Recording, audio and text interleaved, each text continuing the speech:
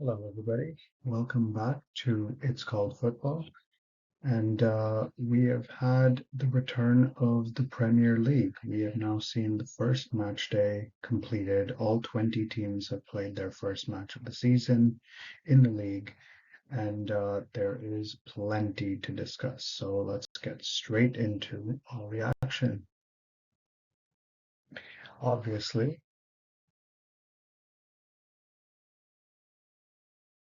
everyone is happy to see the Premier League back, the top league in the world. Uh, Lots of top quality players in action again, top quality football on display once again, and of course, the most engaged league in the world. As we covered in our last video, some of our fixtures from match day one were quite tasty. Some of them may be a little more predictable than others, and some worked as you'd expect. Some happened to have a couple of surprises here and there. The opening match saw Manchester City fairly expectedly get a comfortable away win against Burnley, who are new to the league again this season after coming up from the Championship last season. Arsenal had a surprisingly tricky time against Nottingham Forest. They didn't quite have the same authority they usually do, but they still managed to come away with a win and three very valuable points as they start to hopefully mount another title charge for themselves this season. Bournemouth and West Ham, who finished one place away from each other in the league last season and were quite even, um, unsurprisingly perhaps, also found themselves deadlocked on the pitch with a 1-all draw. Brighton handed Luton a very tough lesson as they came up to the Premier League, beating them 4-1 quite comfortably, although Luton will be happy to have gotten on the score sheet in their first match back in the league.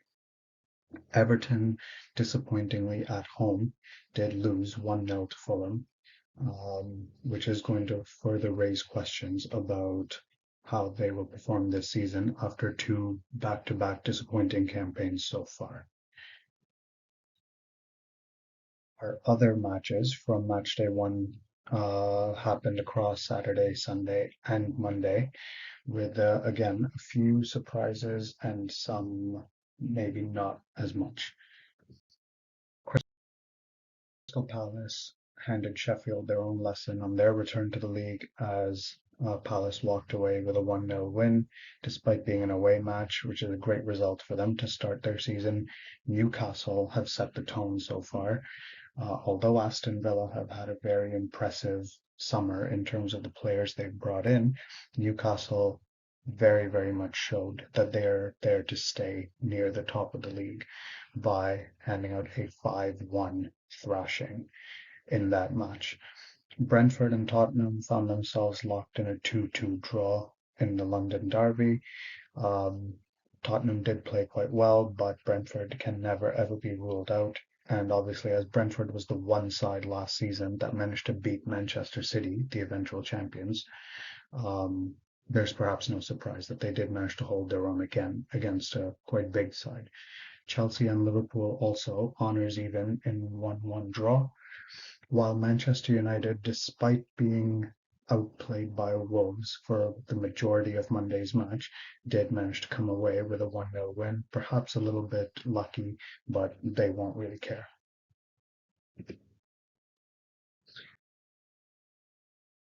So, where does that leave us in the table?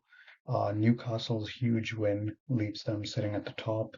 Although there are 7 teams that are gone on 3 points right now due to picking up wins in their opening game, Newcastle did win by the largest margin, having a +4 goal difference, which is what puts them at the top right now.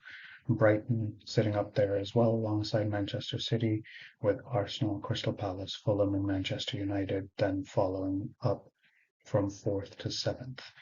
Obviously, the table doesn't necessarily mean too much at this stage, but it is good for teams to try and set the tone for their own challenge and to send a message to their rivals if they are able to pick up wins at the early stages.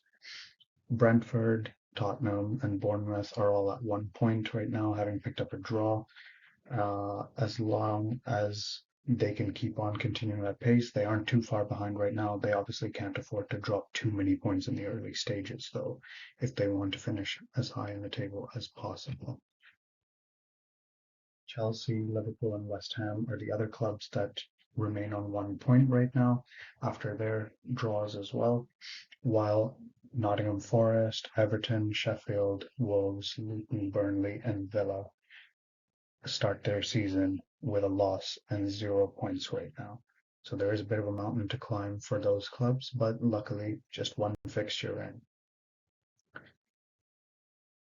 So a decent set of results, lots of goals, but there was also no shortage of drama. And unfortunately, the Premier League has to answer to a few very key questions that have come up already, despite it being only one match day so far. There have been some incidents of controversy that have come up, which we are going to talk about right now. Some big stories that happened in this first match week. So, some of the key moments. As we said, Luton's big story about coming back to the Premier League was also special for one particular player, Pelly Ruddock Mpanzu, a Congolese international player who has had a special moment for himself because he has actually been a part of Luton's team right since the beginning when they began their climb up the divisions. So he has actually played for Luton throughout their time in the National League, up through League Two, League One, the Championship, and now in the Premier League, as he did play against Brighton, although they lost. So an excellent story for him. Hopefully he has a great season and can lead Luton to some new heights at this division. At the other end of the table, Erling Haaland surprised absolutely nobody. It took him 3 minutes to score the opening goal of the season against Burnley and followed that up with a second goal later on in the first half as City cruised to their 3-0 win. He looks to be just as sharp as he was last season when he smashed goal scoring records, and he is going to be a force to reckon with this season for every single team that faces Manchester City. In the Newcastle and Aston Villa match, we saw a debutant for both sides in Sandro Tonali, uh, who came from AC Milan in a well-publicized move, and Moussa Diaby, who joined Aston Villa from his former club in Germany. Both of them had scored a goal within the opening 11 minutes of the match, making this the earliest that we have seen two debut players score a goal in the Premier League. Unfortunately, however, all of these great moments were overshadowed in the final match of this weekend in Manchester United versus Wolves, with a contentious decision where Manchester United's goalkeeper looked to have fouled one, perhaps two Wolves players in the last couple of minutes of the match. However, there was no penalty called against him, which has sparked a lot of outrage, a lot of discussion, and actually has prompted an apology from the officials board to the Wolves manager. This begs the question that is this incompetence or is this something a little bit worse? This is not the first time that this sort of controversy has occurred, particularly surrounding Manchester United. They seem to have been the beneficiaries of a lot of these questionable decisions over the last few years. Uh, for those of you that may or may not know, there is a program that has been introduced in football over the last few years known as VAR, Video Assistant Referee. Essentially, what you have is a panel of qualified referees or officials, not on the pitch, but in a studio room overlooking the field, where they can watch incidents happen afterwards and retrospectively get the referee's attention on the pitch or inform the referee if he has made an incorrect decision. They can look at all angles of an incident and use this to determine and help the referees make the correct decision. It has been used very well increasingly over the last few years in other leagues around Europe and at big stages like the World Cup. And it really should be used quite flawlessly because the referee also has the ability to look at the monitor on the side of the pitch and look at the same angles that the VAR team is using in the studio. Based on this, you would think that the refs should basically make no incorrect calls, especially with the hindsight and with the ability to be able to look at an incident afterwards and still change his call. Which then has to beg the question here that how has this incident from Manchester United's goalkeeper Andre Onana been looked at by VAR and still gone unpunished? The referee's original decision was no foul when this happened. However, VAR did take a look at the incident and somehow saw it not even requiring the referee to take a look at the incident himself, pitch side. A lot of people are looking at this and wondering how this can possibly be the case. VAR itself is not the issue. It's great that the technology is available here. However, the people that are behind the use of VAR have a lot to answer to right now because they really should be using it better than this when fans and coaches and people all around the world can see that an incident was a foul worldwide.